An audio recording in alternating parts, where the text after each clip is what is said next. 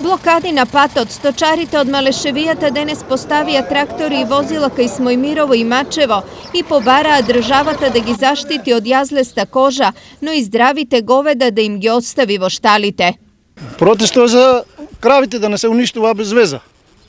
Оти има крави стварно некаде заболени, ама ја пред некој ден без Гашово 32 крави и теорија без веза. Една се разболела, она беше умрела. Ама таа она беше си настрана повеќе време. А печес имаше одделени од таа страна, од другата страна реката, и они се здрави викаа, а тие другите се теорија. Нема, още не са проверили. На нас не е нека дојдат да проверат, нека земат крв, нека земат се. А они, таа е болна, одека знае. Болеста јазлеста кожа досега е евидентирана кај 50 грла во Малешевијата, а најмалку 2 пати повеќе им се одземени, со што заедно со кравите тврдат им е одземена и единствената екзистенција. Треба да живее од това, да кара години, а сега кој уништат таа стока, на нас дека ни е крај, ние сме едино наша Малешевија од кравите сме тука. Влазат некој ден, дали работи фабрика, дали работи нешто, едино од стоката.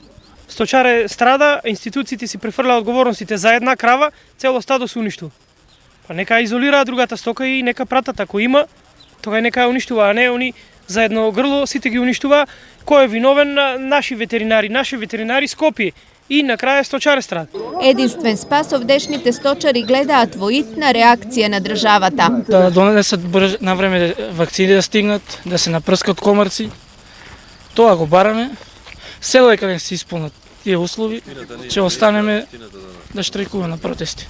Ножот до коска најсилно удри во најсиромашниот дел на истокот, но болеста јазлеста кожа ја има и во другите делови. Само во Пробиштипско Злеово таа е регистрирана кај 20 говеда, а од неодамна ја има и во шталите на Винички Градец. За неполни 3 години ова е втор силен удар врз сточарите од истокот по појавата на синиот јазик кој уништи 30% од ситниот добиток во регионот.